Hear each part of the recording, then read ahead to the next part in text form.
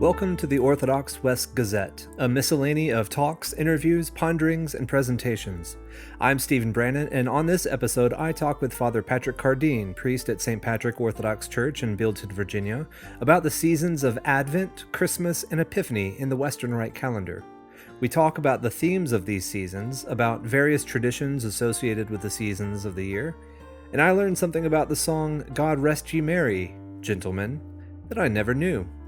Enjoy. So recently, I think it was one of the Christmas masses I shared with a congregation that a lot of people have been telling me how Advent and Christmas is their favorite season, and I stopped to think about it, and I thought, I think that's probably my favorite season as well. But I felt a little odd about admitting that because I thought, well, that's not right.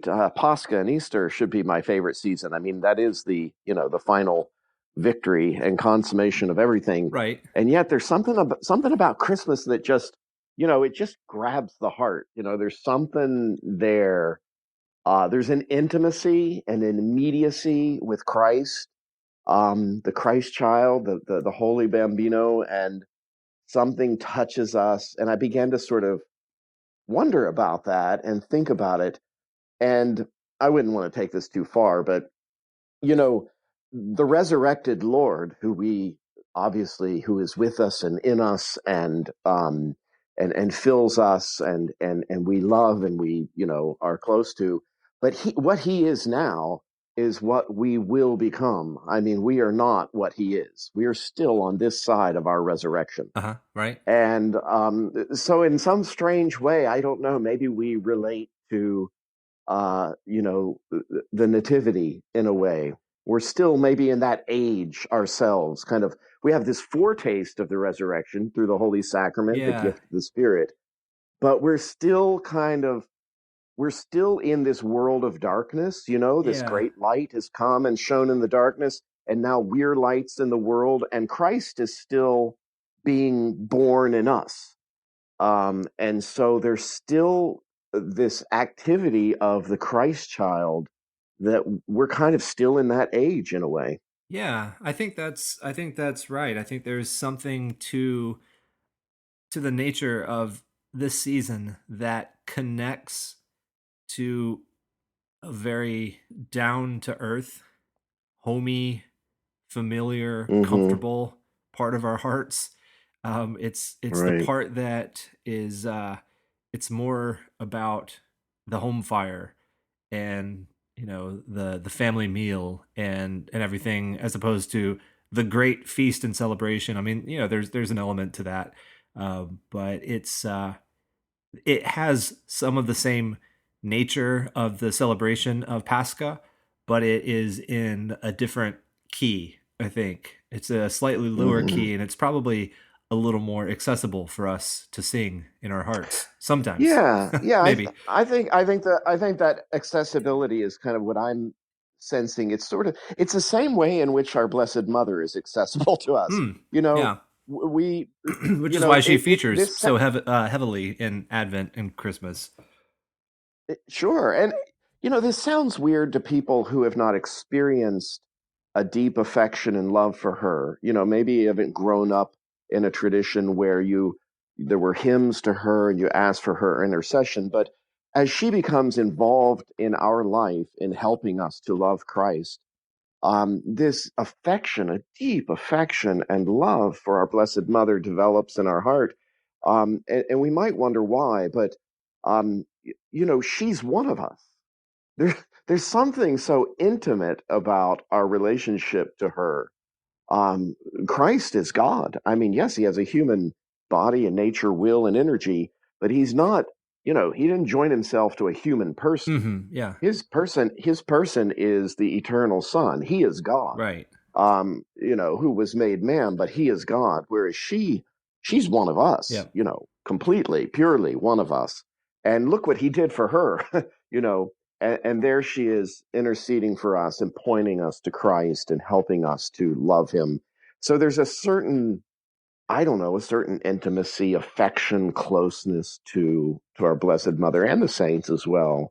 And that sort of relates a little bit to how Christmas, in a way, how we relate to the Nativity. And we, at the end of our midnight mass, the Christmas mass, we take the little, the Holy Bambino, the figure of Hmm. Christ, and process back to the creche, the nativity scene that we have there, and we place the figure there of the Christ child in the nativity scene, and we have prayers that we say before the creche, and it's wonderful through the whole Christmas season. We have a kneeler there, and people will come into the church at various times and before the service or after the services, and go back and kneel down and pray and contemplate, the great mystery of the incarnation and the eternal God becoming a human baby. Hmm. And it's just, I mean, our whole faith, of course, as Orthodox Christians, hinges on incarnation, death, and resurrection. I mean, that's it. That's the whole liturgical cycle Right, right, hinges on these two. Everything else springs out from these two feasts, right. and it's thinking of that now. We're, like, as I say, our entire sort of liturgical cycle and year, and in the West, for us, our church year begins at Advent, the preparatory season right before Nativity and Christmas. But the entire liturgical year hinges on these two feasts of Easter, Pascha, and his Nativity, his birth and his death and resurrection. And it's interesting to understand that it was pretty, it wasn't until the mid 300s that there was a specific day devoted just to the celebration of Christ's Just nativity of and his his birth. birth, right? Yeah. Right, right. Because originally, and I think a lot of people are aware of this, originally his nativity was sort of grouped in with some other themes from the life of Christ and celebrated on January 6th, Hmm. which is, now our We Epiphany call Epiphany, Theophany. right? Well, yeah, I want to come back and talk about Epiphany as sort of the completion of the Christmas season. But you brought Hmm. up how Christmas is a fulcrum, how it is an essential point in the calendar, and how there's a season before it and a season after it, and it sort of centers as the focal point and all that. Even as a comparatively late development with Christian feasts, taking its own sort of specific character as the celebration of the nativity itself. So if we can just well, I guess I should start by saying Merry Christmas because this is the first time I've gotten to talk to you during the Yeah, Christmas Merry season. Merry So, Christmas. and we sort of just launched right Yeah. into what the feeling and sort of the character, the weight of Christmas. But Christmas gets its weight. It's supported by a whole lot of liturgical, spiritual meat. There's a lot going on, and I use that word advisedly because in the East, I think in some of the Western service books, but especially in the East, there's this preservation of the name of Christmas as the celebration of the incarnation or the nativity of the Lord according to the flesh. So this is a Hmm. very meaty, very Right, human, right. very tangible sort of feast. So there's a lot to it in both the East and the West. But given that this is a podcast about the Western Rite in the Orthodox Church, and that's both of us are that's the life that we're living liturgically and spiritually. Why don't you talk to us about the season of Advent, which is peculiar to the West in a lot of its specifics. How long it is, when it starts, what it's all about. Sure. So, I think so. Just very quickly, so Christmas was, the Nativity of Christ was because Advent followed the establishment of the December 25th being the celebration of Christ's birth. Right. So that came first, and then Advent came after that, which is the typical. way of things in the church. So what happened was in about the 330s, probably the 330s, roughly, is when the West first separated um, Christ's birth from January 6th and move it back to December 25th, to give it its own day and really highlight it. And this is kind of a little bit of an hypothesis why the church waited so long to have a special day to celebrate Christ's nativity on its own. And it could be, at least this could be part of the reason, is because of the danger of that the church was in terms of the Christological heresies of defending Christ's eternal divinity. Hmm. And when his nativity is celebrated along with his baptism, as we know in his baptism, his eternal divine nature is and relationship within the triune Godhead is manifest and revealed. And so these two things are, presented as one whole cloth about who Christ is. And some of the heretics actually used his human birth as a point of accusation that he was not eternally divine. Mm. So perhaps the church in her wisdom uh, didn't feel that it was prudent or safe, maybe, or it just wasn't time to have a special feast dedicated just to his birth. But once the dogma of Christ's, divinity was well established within the church, then it became a possibility, for example, to do that. I think there's another. This is a little bit going off on a rabbit trail, but I think this is very interesting, and I think it's very important actually in the Orthodox world. The same thing I think happened with Saint Joseph.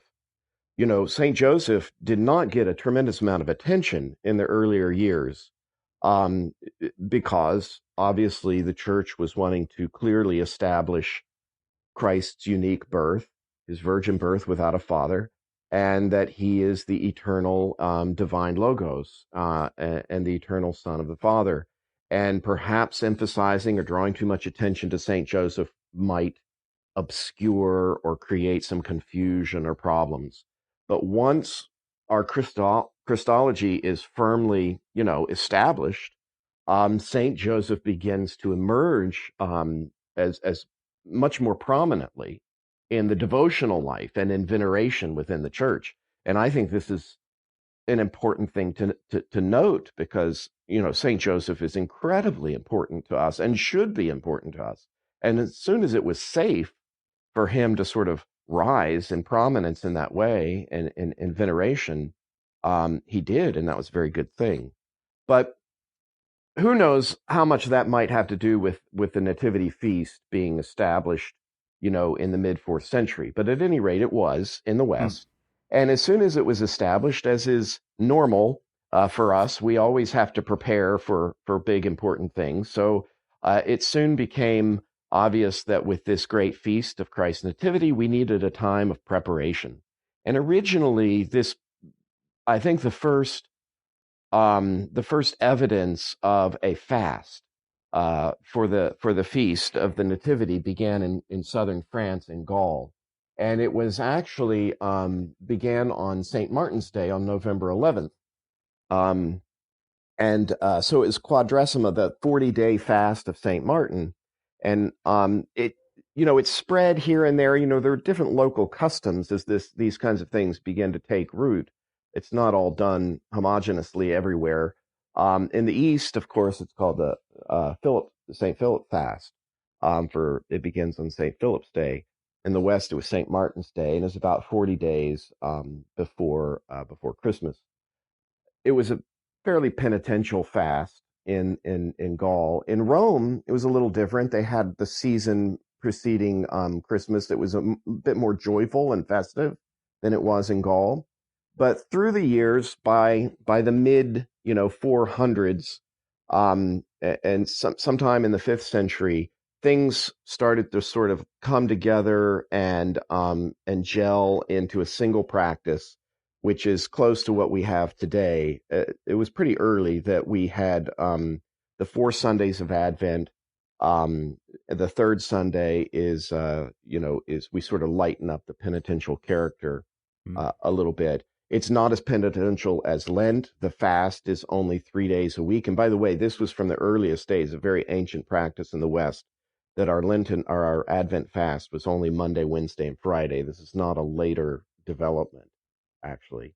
Um, so Advent became these 4 weeks basically before Christmas. So, and it's specifically for Sundays before Christmas. So That's correct. if That's Christmas correct. were on a Tuesday or a Wednesday like this year, after that Sunday, then there wouldn't. It's not a full 4 weeks with Correct. 28 Correct. days or That's whatever. right. It's four Sundays. That's right. That's And right. so Four the Sundays. liturgical color, which we is very coordinated in the West now. Anyway, do you know if it was always the case where this was sort of a I thing? don't It's know. fairly I don't know the universal answer to now, that. Yeah, yeah. I don't know the answer to that, but you're right. It's universally violet now, except for the third Sunday, which is rose. which is And that matches sort of a Lenten Sunday as well. There's one Sunday in Lent, a little over halfway through, where the color lightens from violet to rose, and this is right, sort of the liturgics change from being as somber and as strict to sort of tones of joy and hopefulness and hang in there sort of right, right. and that's the You, case on the third Sunday of Advent as well, right? Right. And another point that I've always find interesting as I'm preparing my sermons for these liturgical seasons is we have Lent, but we have pre-Lent. So there's 3 Sundays of preparation getting ready for Lent, and then Lent getting ready for Easter. Well, we have the same thing in Advent. So yes, it's 4 Sundays, but it's really kind of 5 Sundays, Hmm. because there is the last Sunday in Pentecost is not the last Sunday in Pentecost. The name It's of that the Sunday, the last Sunday before Advent, right, the Sunday next before Advent, right? the Yeah. Sunday next before Advent, and it's the focus of the readings and the gospel and everything for the Mass. They are not on Pentecost; they are on Advent. Hmm. So in reality, you really kind of have 5 Sundays, because the gospel reading, and this is another thing that people find peculiar, but it says a lot about what Advent is all about. Um, in fact, I had a cleric, a friend of mine from the Eastern Rite. I had invited him to come and preach for us on the first Sunday of Advent. And when I sent him the gospel lesson, he was a little baffled. He's like, what does this have to do with the birth of Christ? What do I do with this? Because as you know, the last Sunday before Advent and the first Sunday of Advent, both the gospel are apocalyptic, apocalyptic warning passages from Matthew and Luke about the second coming and the judgment and all of these, dire, terrible events that are going to come upon mankind. And so we begin Advent with really focusing on the second coming of Christ and on judgment. And the word Adventus, which means coming, is the Latin which is used, in the Vulgate, in the Latin translation of the scriptures for Parousia, which is referring to the second coming. So the very title of this season is actually the word that we use to refer to in the Latin scriptures to the second coming of Christ. And that is the dominant theme at the beginning of Advent, and then the real character, the dominant character for the next 3 Sundays is John the Baptist. Hmm. And of course, John the Baptist is preaching about the coming of Christ in judgment. He comes with his winnowing fork in his hand, and he's calling for repentance. He's lowering the mountains, raising the valleys, making the crooked straight, calling everybody to the baptism of repentance, so that they can receive the coming King, the kingdom and the coming of the Lord. Um, so so this whole theme of the coming of Christ, we begin we begin with focusing on the judgment. We begin with focusing on the eschaton, the Hmm. last things, and by us giving attention to our final judgment, and in a sense preparing our hearts being sort of realizing there is going to be a reckoning and how we live our lives today. um, we live in the light of that final judgment, Yeah. and living with soberly and circumspectly, by drawing our attention to that. Then, when the Nativity feast comes around by the end of Advent, the idea is that we are prepared to receive the Christ child. Like our hearts are ready. The Jews were not ready. They didn't recognize him, they didn't recognize their own Messiah. A great light came into the darkness, and their hearts were not prepared adequately to recognize him. So, if we don't adequately fear the judgment, we will not be prepared to receive, the Christ child, for him to be born in us. Right. And so Advent just is a beautiful, powerful season to bring us to the place of really entering into the Christmas joy, because it's asking us to think about our judgment and the end. I think Advent has become for me one of my, we were talking about how this time of year really can impact one as they go through all of the services of the church, and because of that dual nature of Advent, of looking forward to with a a degree of dread and fear of one the state of one's own soul, but looking forward to the second coming of Christ as a spiritual preparation for the getting ready to celebrate the first coming of Christ, the first advent of Right. Christ. And there's this dual character to the season of Advent that is just, it's hard to describe unless you've gone through the season several Mm-hmm. times and kind of get Right. acquainted with Right. all of the services, all of the psalms and the antiphons and the poetry, the teachings of the church fathers that are read in the office of the church. And it's just a remarkable time. The Mm-hmm. aesthetics of the season impact me greatly. It's just, it's a beautiful, beautiful time. I love it. I'm always struck by how similar in tone a lot of Advent is to the bridegroom services of the Eastern Rite, Mm-hmm. just before Pascha. There's a lot of the Mm-hmm. same sort of thematic elements Mm-hmm. in terms of Mm-hmm. the preparation of the Perusia. So in I can't remember if where in the actual liturgical services of the church, if that sort of image, the preparation of the wise virgins versus the foolish Yeah. virgins, if that's a reading anywhere.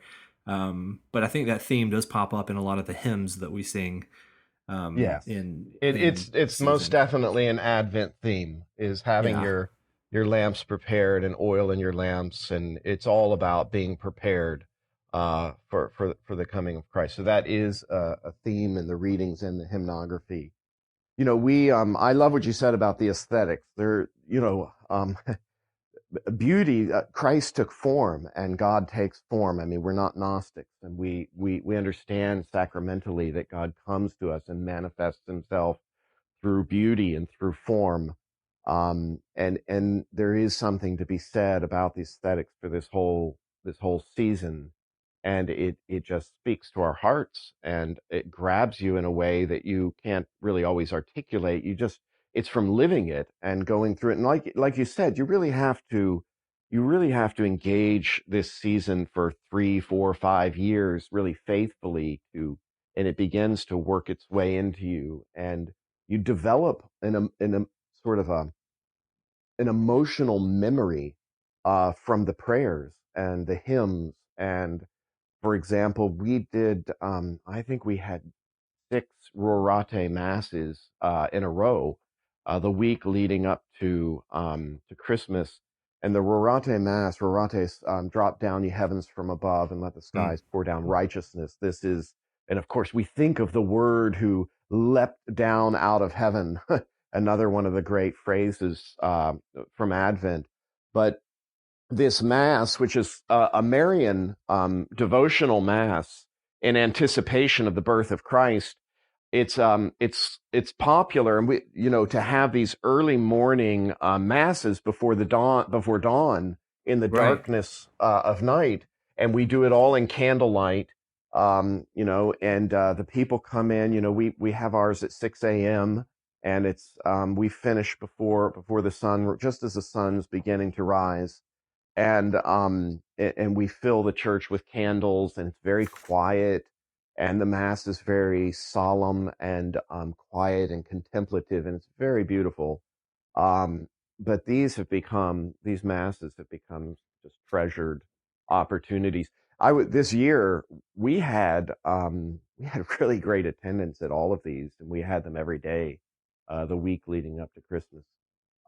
They were very beautiful. But things like that, there's lots of things and little traditions, and some of them are, liturgically, traditional, and some of them are just customs, and Yeah, yeah. they're not strong liturgical items, but they're just customs that we enjoy, that enrich our experience. I mean, Mhm. we have an Advent wreath, which is not liturgical at all.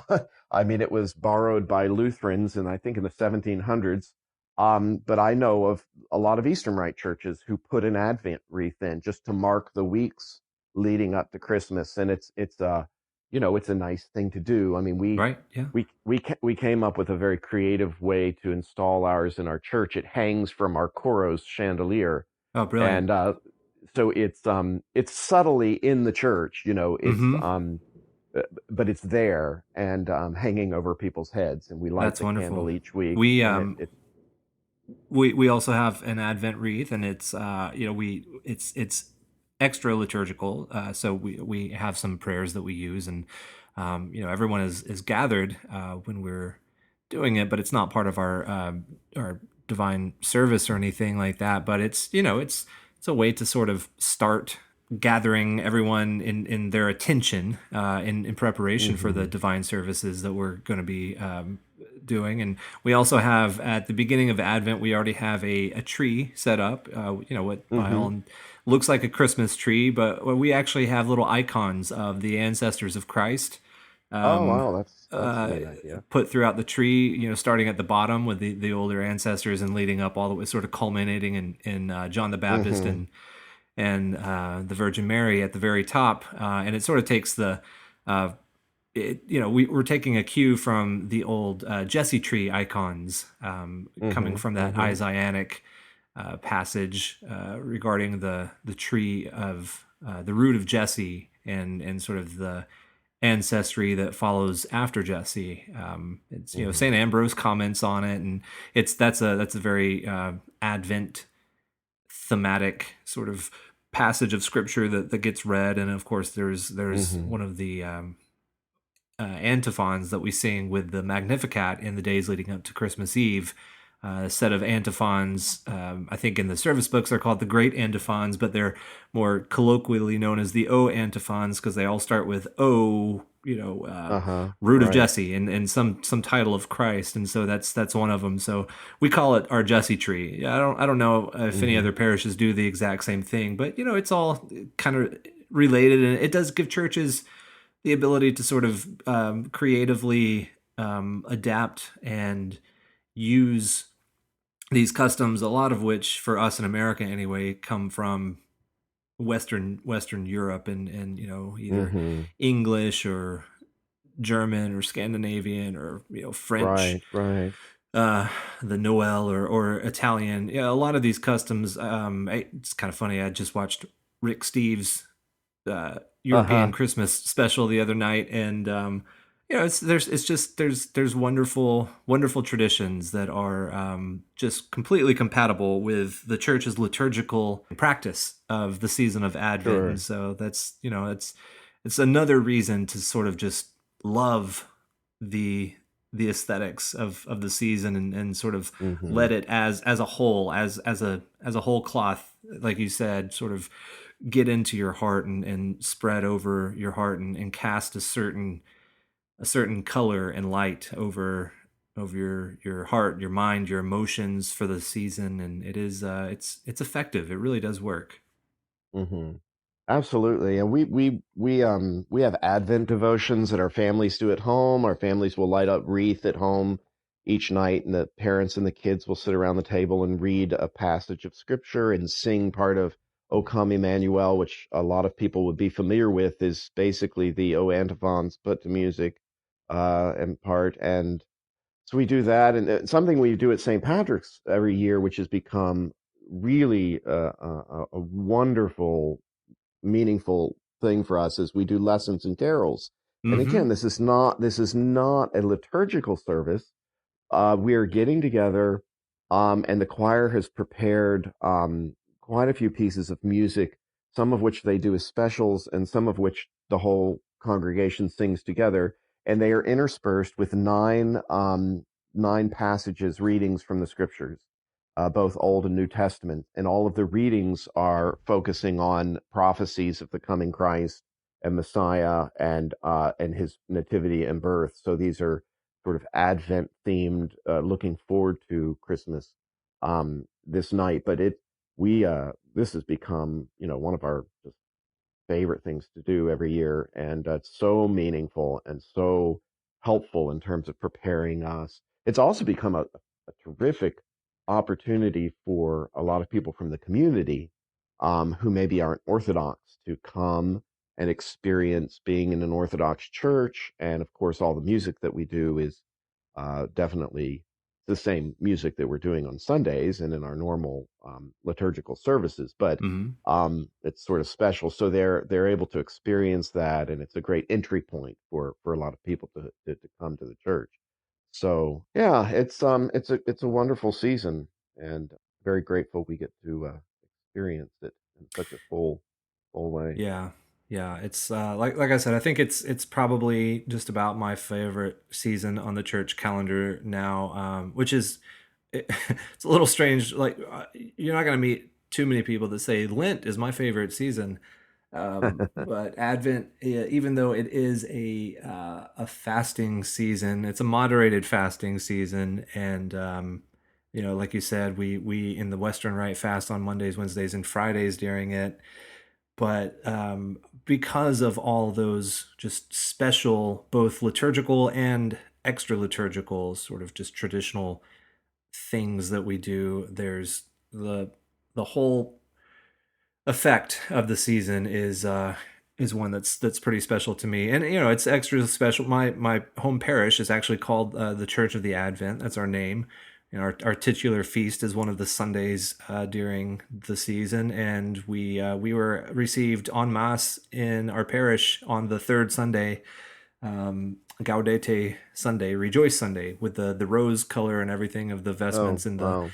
everything. So that's we in our own living memory, Advent is a special Hmm. season for us. So it's pretty wonderful. That's marvelous. That's marvelous. That's wonderful. Thank But God. yeah, like this the season in itself is not the end. It all of it is pointing toward what's coming, and Yes. there's the dread coming of Christ in all of his glory when all of our secret things will be exposed and our hearts had better be ready or else. So there's that aspect of it. Then there's the wonderful, you know beautiful, comforting coming that we're looking forward to of the Christ child, helpless, quiet, beautiful, humble, disarming. There's both of those, and Hmm. then there's the coming of Right. Christ in the Holy Sacrament, the Hmm. sacrament of His body and blood, of which we partake, and all of those sort of are aspects of the season, and they all sort of goad us forward. And so, Hmm. um, on the calendar anyway, of course, the thing that they goad us forward to is Christmas. So Hmm. that's where we are now. Well, We are in the season of well, Christmas. right. It's interesting the way you phrased that. The three ways in which Christ comes correspond, interestingly enough, to three masses, the three Christmas masses. Now, this just came up recently with some Orthodox friends of mine who were shocked that we have three masses, essentially all on the same day. Mm, Um, mhm, mhm, and this is very unusual for an Eastern Rite, as far as I know. I don't know if they have a situation like this. We, of course, have this both at Pascha and at Christmas. There are three prescribed masses, and some people thought they were prescribed because there were such large numbers of people they needed to have extra masses so more people could receive communion. But that is in fact not necessarily the case. In fact, our people are encouraged, if they're in a church that are celebrating all three masses, they're encouraged to come and receive communion at one or all three of the masses. And this developed fairly early on, but the masses sort of have different emphases. And the first mass, a lot of people refer to it as the midnight mass, even though mhm. in the rubrics and the ceremonial it never says midnight. It just emphasizes that it needs to be in the middle of the night at In some the middle. point in the Right, dark. yeah, yeah. And in fact, it probably was originally closer to 3 a.m. because it references the cock crow. Mhm. And in Spain, they still refer to it as the Mass of the Cock Crow, anticipating the rooster crowing early in the morning. But at any rate, you had the midnight mass. Actually, it started in Rome. It was fairly small in Rome when this mass started. There was in a chapel. Pope Sixtus III had an oratory, and he had built a manger there, which was basically a replica of the crib at Bethlehem. And he would celebrate the mass there in the middle of the night. And it was a small oratory, so there couldn't be a lot of people present. Um, so a few people would be there, and then they would go to St. Peter's later the next, in the daytime, and celebrate mass there with large crowds. But interestingly, on the way to St. Peter's in the middle of the night after the midnight mass, they started adding an intermediate mass at a chapel that was dedicated. This was actually the palace church of the Byzantine governor in Rome, and it was a chapel dedicated to Saint Anastasia, who was a saint who she was from the East, and she died. Her birthday into heaven was on December 25th, and her relics had been translated from Constantinople to Rome.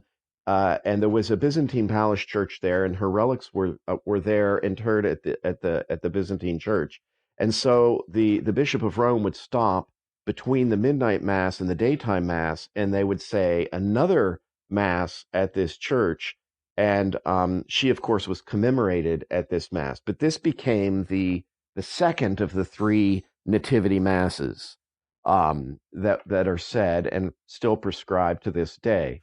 And this practice began very early. I mean, within 100 years, all three masses were being said within 100 years of when the nativity feast was started. Mm. So in the 400s. Yeah, so these three So masses are a little confusing to people because in the East that there's a strict rule that you can only receive communion one time in a day, in a 24 hour, in a day for for right. for a particular feast. Whereas in our rite, we are actually have an opportunity in this case to have three different communions for one feast. And that's twice a year for Christmas Yeah. and Easter. for for That Christmas and that Pascha. Yep, happens. for Yeah. Easter. So it's a little unusual. Another little interesting thing. We began our conversation by saying Merry Christmas, and I love the phrase Merry Christmas, and some people might think it's oh, have a happy Christmas, and that's not at all what it means. Merry doesn't mean happy. Merry means blessed or peaceful, Mm. and it's you're what you're it's kind of like merry old England, may England be blessed by God with peace. And so there's a carol that people are probably familiar with, God rest you merry gentlemen. And this is an example of the real meaning of merry. And if you pay close attention to where the comma is in this, it actually changes the meaning. The carol is not saying to gentlemen who are happy. God rest you, happy gentlemen. Um, but it's actually pronouncing a blessing of peace upon them. So it should be read as in, may God rest you peacefully, comma, gentlemen. Gentlemen. Right. Interesting. So that's a good example of what Merry, when we say Merry Christmas, means. May God That's rest you interesting. peacefully, gentlemen. Not that I doubted you, but I did want to confirm this for myself, and I just went to Wikipedia, and sure enough, there we have it. God rest ye merry, comma, gentlemen. So Yeah. that's pretty great. Which that you mentioned in in England, that's sort of merry old England, kind of where it came from. But nowadays, ironically, the phrase is "Happy Christmas" in England, which is Oh, really? we won't count that against them. But if you go and watch the Queen, God bless her, her Christmas messages that she delivers every year, she always concludes with "Happy Christmas." So, to our English brothers and sisters, Happy Christmas. But maybe you should consider bringing back the merry. Oh, that's interesting. Huh. So Well, anyway, yeah, they've fun fact. so yeah, yeah. So Christmas, yeah, we have the and then Christmas week is it just gets better and better. Christmas week for us becomes, the whole season of Advent, the three masses of Christmas, the Rorate masses before Christmas, and then you have the three masses of Christmas, great joyous festive celebration.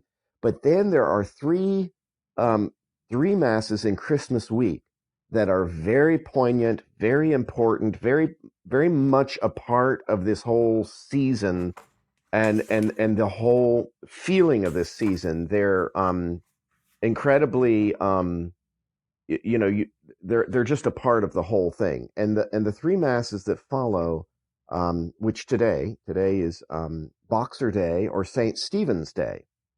Is Your it namesake. boxer or boxing? Boxing Day, Boxing Okay, Day. so Sorry. Well, they not actually it can referred to as both. I've heard it referred to as it's Boxing Day.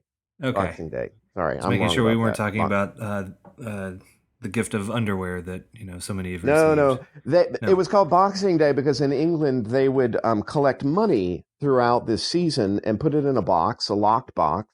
And on Saint Stephen's Day, because Saint Stephen was a deacon who took care of the poor, and his association with ministering to those in need, they would Service, break right? open the service. They would break open the boxes and take the money and go and purchase things or give the money to the poor. And so Hmm. this became a day, breaking open the boxes with all the money they had collected. And that's where it And gets that name this from. is the day that good King Wenceslas went out on the feast of Stephen, right? That's right. And To it's referred to in his carol.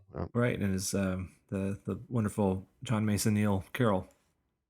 Yeah, it's a beautiful It's carol. And also another important day because this is my patronal feast day, my name day. My patron is Saint Stephen, so I have a particular love for this day. And in my parish, we actually collected throughout the season of Advent. We set aside portions of our shopping budgets to buy supplies and goods and clothing for the less fortunate. And today we, as a parish, made a donation to a local charity today, and oh, it's it was wonderful. very specific that we delivered those today on the feast of Stephen to emulate Mm, the service of that saint and of good King Wenceslas and obviously of their master our Lord Jesus. that's So wonderful. yep, Yeah, I love we this day. and of course he's the proto martyr. So it's what's very interesting about these three feasts. So you've got Saint Stephen's Day, the proto martyr, where he demonstrates, as the first one, what it means to give his life for Christ. Hmm. And this is in the midst of the joy we're celebrating. We're in red. We're celebrating a martyr, who was martyred. His life was taken for his testimony, and it's in the joy of Christmas. The juxtaposition of these things is brilliantly sort of woven throughout this week, because the next feast for tomorrow is Saint John's Day, the Apostle, And again, he had the will of a martyr. There are three kinds of martyrs celebrated in this week. Saint Stephen, who had both the will and the love of the martyr and the blood of a martyr. Saint John had the will and the love of a martyr, but he was not actually martyred. And then the third feast on the 28th is the most striking, I think, one of the most striking feasts of all the year, and that is the Feast of the Holy Innocents, and the children that were murdered by the wicked Herod, one of the most wicked human beings to ever walk the face of the earth. And to celebrate Saint Innocent's Day, and we have Mass all three of these days. Tonight we'll have Mass for Saint Stephen, and we will say a special litany for Saint Stephen at Mass. Hmm. And tomorrow for Saint John's, it's traditional to bless wine, so everybody will bring a bottle of wine tomorrow, and we'll bless wine, and they'll take it home, and we'll have some there to share tomorrow night, and then at Holy Innocents, um, and this is just a local thing. I don't think there's any tradition here. It's just what we do. But we have some roses there for the Feast of Holy Innocents. And after Mass, the people will go visit the creche with the nativity scene, and they will place a rose in the creche and pray for, especially for children that they know who have died. And we actually have a couple of children buried in our cemetery. And of course, a lot of our parents have lost children. So when you begin to realize that there's a lot more people who have lost children than you might think, actually, it's pretty common. So this has become a very meaningful thing for our people to say prayers and to remember the children on this great feast of the Holy Innocents. And the church refers to them as martyrs, martyrs indeed. Maybe not in will, because they were too young to have a will, but somewhere it says that God supplied what was lacking in their will by his acceptance of their sacrifice. And we refer to them as martyrs who testify, Hmm. of Christ. And, the church is extremely bold in this feast. It's and very deft in the way she handles it, because it is both. There's just it's a very hard thing to celebrate Yeah, this yeah, event. yeah. This event. How do you mark that? How does Uh, and and there's obviously so much in the liturgics and the prayers. You have the mass, you have the service, but what do you do to bring people's yeah. hearts into conformity with with that mass that you're celebrating? How do Well, you make it it's work? bold. It's bold is what it is. And when I preach this feast, um, it comes out in the preaching, it comes out in the prayers and the hymns. I'll share with you a couple lines from the office hymn for this feast, which is it's an incredible hymn.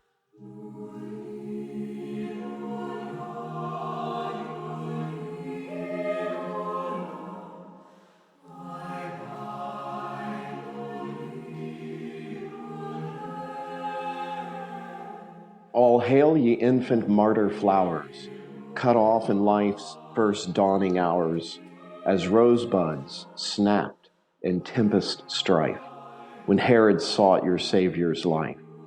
You tender flocks of Christ, we sing, first victims slain for Christ your King, beneath the altar's heavenly ray, with martyr palms and crowns ye play.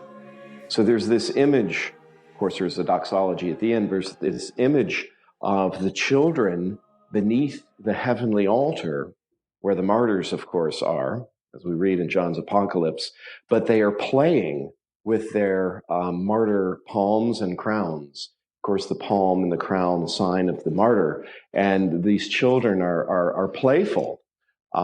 There beneath the altar, having been, in a sense, martyred, not by will, but their sacrifice is received as Wow, the sacrifice of martyr by wow. God. And it's just, it's a stunning.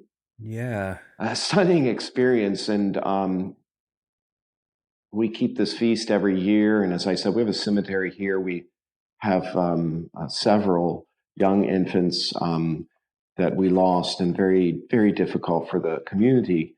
But our faith in the resurrection, I think, in some ways, is made most pronounced at this feast. In this, just holding these two Wow. extreme Yeah. things It's together. Um, that and is just something that the world outside of our church just it has nothing to offer similar to that. I mean, that's no, completely unique to our faith. And no. It's yeah. they would be scandalized by it. Actually, how is this even possible for you to find any sense of hope in the face of something so horrific? And yet we do, because Christ is risen, and we do have hope. And the church preaches this. The lessons for this feast in the office, the daily office, of course, Matins has lessons attached to it, and many of the lessons are taken from sermons by the fathers. But one of the lessons for this feast is taken from a sermon from St. Augustine. And to read this sermon is just incredible. I mean, he faces this tragedy with the hope of the resurrection in such a bold proclamation. So Um, it's incredible um, that in this season, when we're celebrating the birth of Christ, we've got examples of the fallout from the Prince of Peace coming into the world, and this fallout is anything but peace. It's violence and martyrdom right, and death and blood, and it is, just this crazy juxtaposition between the birth of a baby and the death of the saints. But like you said, there's obviously, this isn't after the fact. We're the church celebrating this. This isn't new to us, and so the joy of the resurrection infuses everything, including the very mm-hmm, beginning of the birth of the Lord into the world. We know the resurrection overtone. We know, as he's born in a cave, mm-hmm, that's not the last time he'll enter a cave or come out of it. So there's this wonderful sense in the Christmas right, season that is, I grew up Protestant and Southern Baptist, which doesn't follow a liturgical calendar aside from marking Christmas and Easter. And so I didn't know what all mm-hmm, the Christmas season historically included. These feast days are just astounding, mm-hmm, to, following after the birth of Christ.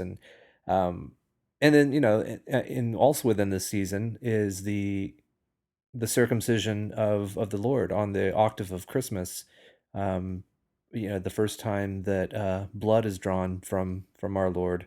And so there's even that, I think, kind of continues the theme of, you know, the the inevitability, the necessity of blood being drawn before that resurrection, fulfillment right. happens with what we're anticipating throughout the season of Advent in the second and glorious coming of the Lord. Yes, he was born to die. And, this Christmas week, as I said, we've talked about this, but this whole week, we have three, in a sense, martyrdoms of Stephen, John the Apostle, who was not literally martyred, but martyred by will and love, and then the Holy Innocents. And these are the 3 days of Christmas week, the three great feasts of this week, coming on the heels of the great, joy to the world, the Lord has come. Peace on earth, goodwill toward men. When I preach on Holy Innocents' Day, I always refer to this, peace on earth, goodwill to men. And here we are commemorating the slaughter of the Holy Innocents 3 days later. It's a bit shocking to the system, but it perfectly expresses, as you have said, what it means to be a Christian in this world that still is riddled with darkness and corruption and mortality and death.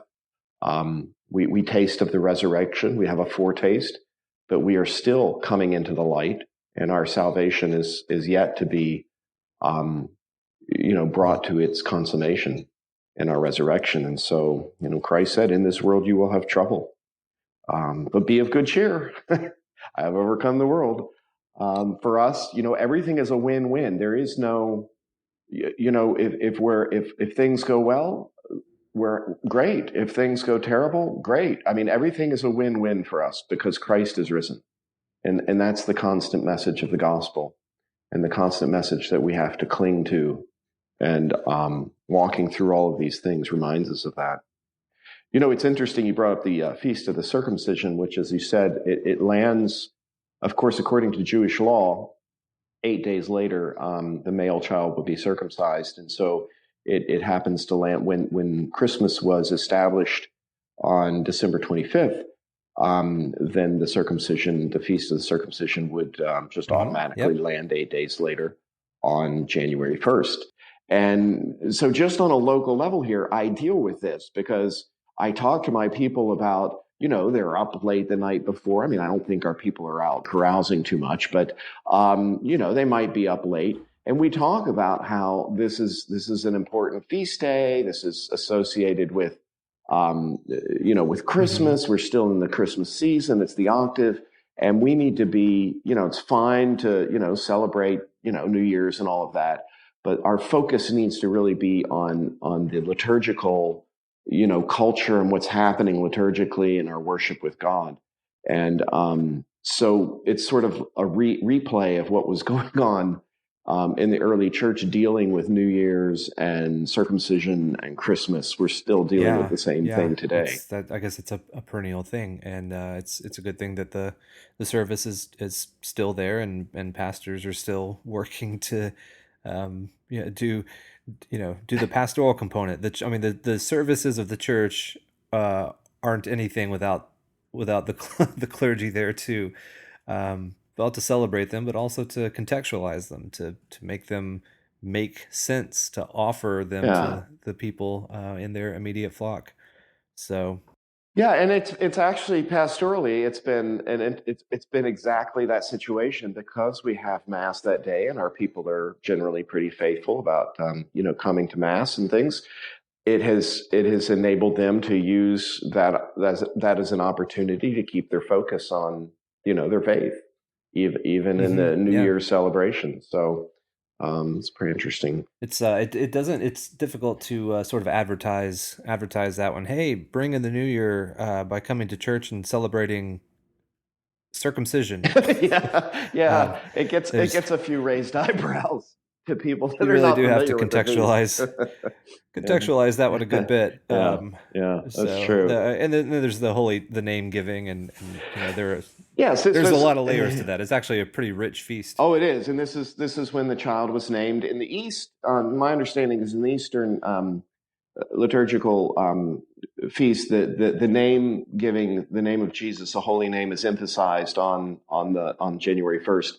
For us, we actually added an extra day so that we could really give a lot of attention just to that. So the feast of the holy name is actually on January 2nd, in concert with the circumcision on January 1st.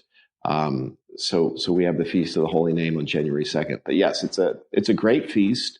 And it's nice to be a little, I don't know, a little edgy. We're gonna celebrate the feast of the circumcision. People out in the world, they hear that and they're like, "Oh my God, what in the world is that all about?" What?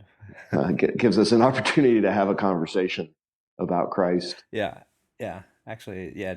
Work it to your advantage. Oh yeah, yeah, yeah. Yeah. So, and then Well, and then all of this finally culminates. Well, I say finally. I guess there's something else that sort of finally caps off the entire cycle of Christmas, but really the 12 days of Christmas that we're familiar with, the Christmas tide season, right. culminates in Epiphany. And you mentioned earlier sort of the layers of embedded in Epiphany tide.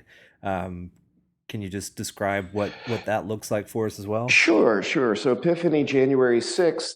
This feast is first established in the East, and then it comes to the West shortly thereafter. And then, as we talked about before, the Nativity of Christ gets broken out and moved back to December 25th.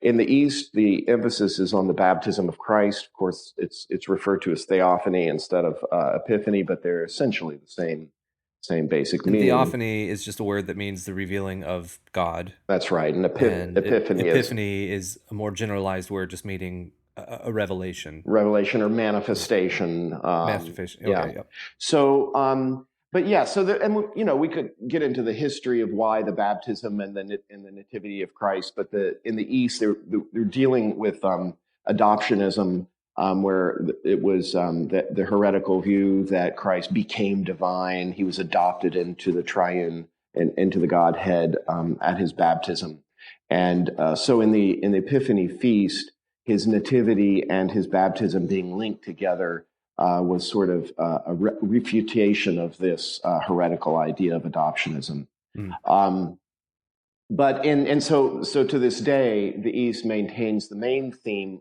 on the sixth is baptism. In the West, Epiphany actually became sort of like a couplet with. It became an extension of the Nativity, and the emphasis was on the Magi, who later came to be called the Three Kings. It doesn't say that they are kings in the scriptures, but there is a tie in there to some of the prophecies in the Old Testament of the kings of Tarsus and the Isles shall be glad in coming to worship, Mm-hmm. the Messiah. So there was this association, and they came to be thought of as kings. We don't know how many there were, of course. The Bible doesn't say, but there are three gifts, and eventually there was the tradition of referencing the three kings or the three magi, the three wise men. And, they were somewhere from maybe Persia. They were probably Zoroastrian priests, it's been suggested, but Mm. holy men of some learning in science, mathematics, and that sort of thing, but also with some sacred tasks as well. But this became the dominant theme for January 6th in the West, which was sort of an extension of Christmas themes. And in the East, the three magi are still referenced in the liturgy on Christmas, whereas we give a Mm. whole day to that at Epiphany. Yeah, The other I did themes, notice. yeah, Sorry, I did notice that on the I think it's the mass, the last mass of Christmas, the mass during the day, um, the the prologue of St. John's Gospel is the gospel passage for the mass in the lectionary, yes, which means that usually in our Western liturgy is read as sort of a communal devotion at the end of mass. It's the final gospel, right, but on this particular day, since it's read liturgically as the Mass Gospel, it's replaced by another passage from the Gospels, which actually does mention concludes with the visit of the Magi. So yes. I believe even in our Western liturgy, the Magi do get a mention on Christmas Day as well. That's So correct. I Yeah. found that interesting. Yeah, that's correct. And there's numerous times throughout the year, a few times when John 1 is the gospel lesson, and so on those days when that is the gospel lesson, instead of reading it at the end, the last gospel is replaced. Or if a Sunday is bumped by another feast, we read the Sunday gospel at the end as the last gospel. But Well, I interrupted you about what you were saying about Epiphany, the various Sure, layers. sure. So there are three major themes to the Epiphany tide or season. Epiphany has an octave, and the three themes, the same East and West. They're just kind of expressed differently and maybe on different days, but the themes are pretty much the same. The three themes are for us Three Kings Day, or which is the focus of Epiphany, the gifts of the Magi, and then the wedding of Cana and the baptism. And you see these three things, this triad of themes of showing up all over the place. Lots of our hymns and references and antiphons and the office readings. It's always these three things. It's the Magi, the miracle at Cana, and the baptism. And the baptism we reading is on the octave day. Um, So these are the three major themes that are associated with Epiphany. But for us, Right. Epiphany Day, there is something that is notable, I think, and unique to point out in terms of sort of the hermeneutical key to what the actual feast of Epiphany on January 6th becomes for us in terms of emphasis. Um, the, the Magi coming and bringing these gifts, the whole theme of this is the Gentiles coming to Mm. Christ. And this becomes, and even the Nunc Dimittis, the song, the Gentile shall come Right, to thy right. light. This is the theme of Epiphany, and that all the kingdoms of the world and all the nations of the world will come to the mountain of the house of the Lord. And our collect for that day speaks of, on this day, by the leading of a star, thou manifest thy only begotten Son to the Gentiles. And Mm. the epistle lesson is from Isaiah 60, speaking of the light of God shining through the darkness that covers all the peoples of the earth, and nations coming to the light, and kings to the brightness of your dawn. And so the real emphasis of this day is the gospel and the light of Christ going out, past the chosen people, the Jews, to the Gentiles and the pagans and all nations of the earth. And it really becomes, and I'm that passage that I mentioned, referring to them as kings, comes from Psalms. Right. The kings of Tharsis and of the isle shall give Mm-hmm. presents. The kings of Arabia and Saba shall bring gifts. All kings shall Right. fall down before him. All nations shall do him service. And that's one of the propers for the Epiphany feast. But I was thinking about this. We could really use Epiphany, I think, on a local level, or, in the Western Rite, we could really use this to kind of re-engage in our responsibility to do missionary work. Mm. Mm. And Yeah. and I think we should be thinking of this feast in that way. There are other themes that we can emphasize through this season, but we need to be preaching the gospel. We need to be light in the world, Right.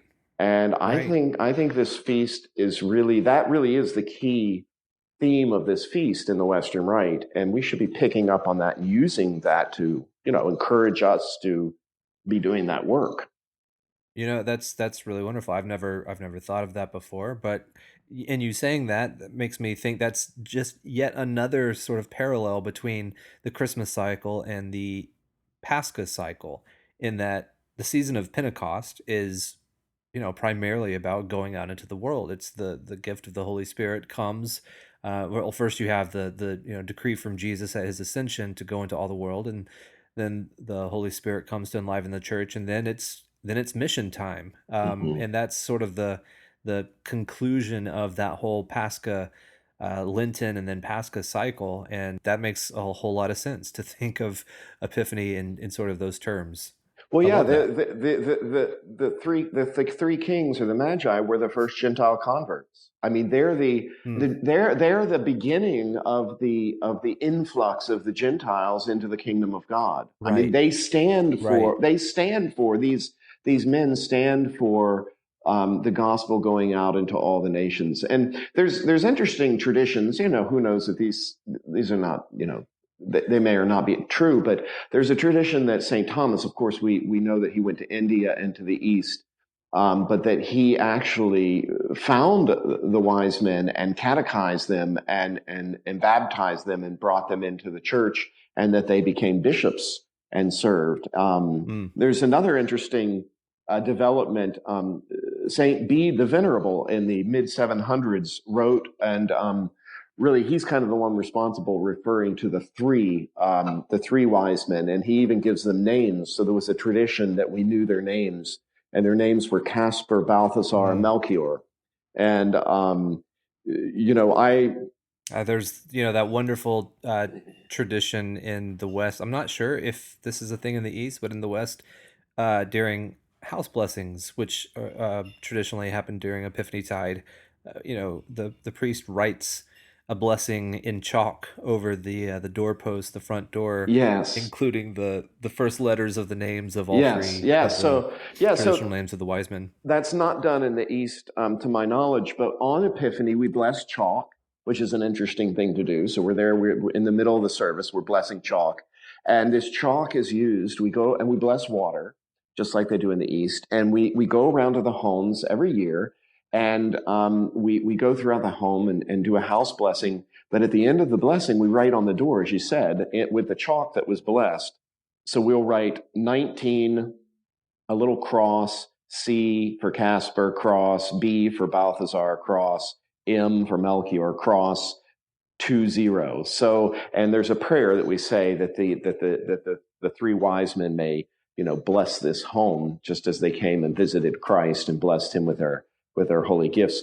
And it's a great tradition. I love And that. I and love that. of course, we believe these are saints in the church. I mean, they were believers in Christ. And I always love to talk to the kids when I do these house blessings, and about how one day we're going to, in heaven, we're gonna see these gentlemen there, decked out in some really exotic regalia, and say these are the three wise men. It's going to be great to meet them one day in heaven. That's wonderful. Um, Yeah, after writing their initials on our doorposts all of our lives. Yeah, right. that's pretty great. I love that. Yeah. You mentioned the blessing of water also during Epiphany, and I know this is a giant theme in the Eastern Rite, the blessings of water associated with the baptism of Christ, Yes. and this is just one more aspect of that universality of who Christ is and who he's for, that you were talking about. Epiphany Tide, really, it makes sense to think of it as an evangelical opportunity, as a way to re-inspire us to take the gospel into the world, as the reality of the incarnation is meant for the whole world. It's sort of funny at Christmas we do celebrate, the there is some news. Some people are hearing about that. There's the star that the wise men see, obviously, and then there's the angelic annunciation to the shepherds. But it was a quiet it was a quiet thing, Mm-hmm. the Mm-hmm. nativity. But then in Epiphany, the word kind of gets out. Yes. Yes. There's this quiet feast, and then we celebrate, we acknowledge the news spreading, Mm-hmm. the universality of this quiet thing that was missed by most. Now they need to hear about it. Now they get to see it. They get to hear the Father's voice from heaven. They get to Mm-hmm. see this extravagantly trimmed caravan of Eastern sages, Right. carrying the news of what they've just seen, Yes. and they get to hear about this this miracle that was just wrought, something that had never been done before, the changing of water into wine. Mm. So I love Epiphany. It's a great season with some really, really um, clear thematic elements for us to sort of sink our teeth into and hold on to and animate Mm-hmm. us. Absolutely. No, it's a beautiful season, and as you said, it's this sort of closes out in a way. You alluded to this, and this is interesting. People get a little confused about when does Christmas really end, and Right. it's ambiguous. Actually, it's not absolutely clear.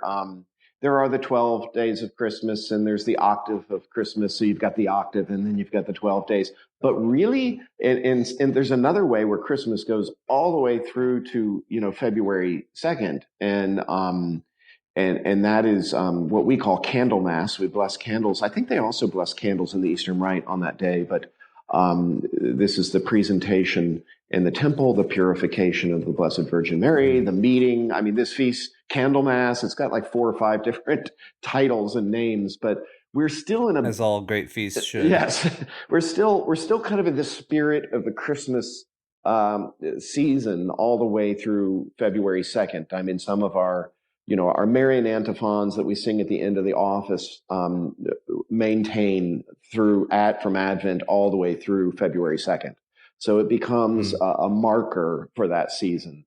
And So it is actually acknowledged in our liturgics it is, that oh February yes, yeah, 2nd is sort of yeah. the close of this Christmas cycle. It is. It is. It is a Yeah. marker, and in some small ways, that is we do certain things from Advent all the way through to February 2nd.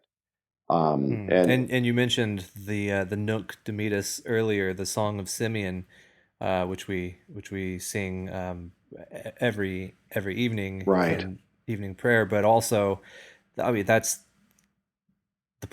where it comes from, is the scene that right, we're acknowledging on this feast day. hmm, And it like you said, it has itself that very universalizing uh theme to it. It's a light to enlighten the Gentiles. right. So it's a perfect cap And for the that, Christmas and Epiphany season. and that's why we bless candles on that day. So we bless the candles for the whole year. On February 2nd, because it's candle mass, and Christmas, candle mass. Um, that's where we get those terms, those English terms for, and because he is a light to lighten the Gentiles, and his light goes forth. So again, the themes of light carrying all the way Christmas Epiphany through February 2nd, and the presentation, the purification of the Blessed Virgin Mary. So all these themes, yeah. And that passage is one of the primary passages for that feast, as well, the Nunc Dimittis. So, yeah. It's wonderful. Yeah. Um, I love it. you could even, I love I it. mean, like people say, priests are always chatting about when to take the Christmas decorations down from the church. And, we Right. have a lot of live greenery, so it doesn't always last. But in theory, if it lasted, sometimes we'll keep our stuff up to February 2nd, Hmm. or certain things will keep up I that like long. that. So, Yeah, maybe pick one or two special things at least to see if you can yeah. keep up, just to visually remind yourself that we're still in that nativity Yeah, we have, cycle. That's still the fulcrum. we have certain things that kind of they'll last that long, and so we'll keep them up all the way to February 2nd, and it gives the people a sense. They come into the church, and the wreath is still on the door. Certain things. My wife and I went and grabbed a sandwich today, and they were playing, I don't know, some obnoxious, music, which was afflicting my auditory canals. And I asked the guy there. We were the only two there. I said, "Why aren't you playing Christmas music? Don't you have any Christmas music?" And he says, "I'm tired of that." And I said, "It's just a couple days. We're just into Christmas." So No. I had to give him a whole lesson into That's when Christmas actually started. I'm not sure he appreciated it, but I tried. Yeah, well, I was taking a walk through my neighborhood today and saw one of my neighbors, who I don't know, dragging their tree out to the curb, and it took everything in me not to say, "Hey, why are you taking your tree down? Christmas just started." Uh, but I restrained myself. I don't have much that likens me to my patron Saint Stephen, Mm. other than I can talk for a really long time about history and theology and make people want to throw rocks at me. That's about the only resemblance I have. So I'm trying to work on the being filled with the Holy Spirit part. Right, right. But well, this is I think me, you, and anyone else is justified in feeling like this is just their favorite time of year, liturgically, festively, aesthetically, traditionally. There's just so much wonderful stuff to appreciate through the seasons of Advent and Christmastide and Epiphany tide. Yeah. And I hope that our conversation has been enlightening to maybe given some context to our listeners who maybe haven't thought of it all together, pieced together like that. Hmm. But as you were saying, after 4 or 5 or more years of faithfully living through this liturgically, it does start to embed itself in your heart and your soul, and it you realize how it is all pieced together very intentionally, over the centuries.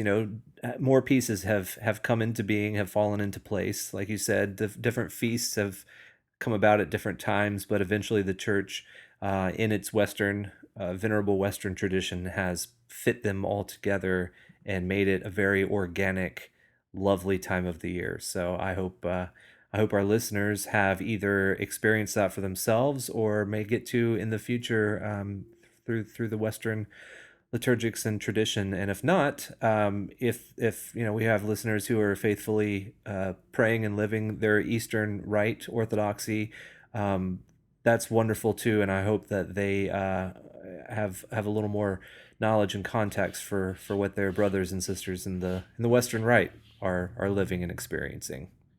Well, this has been fun to talk about these things, and especially sort of while we're going through them and experiencing them this year. So I appreciate you, you know, taking the initiative to have this conversation. Absolutely, and thank you for joining me. I really appreciate it. I know that you have a mass to prepare for, so prayers for that, and I hope you have a wonderful remainder of your Christmas tide and a blessed Epiphany tide. You too, Stephen. God bless you, and we'll talk soon.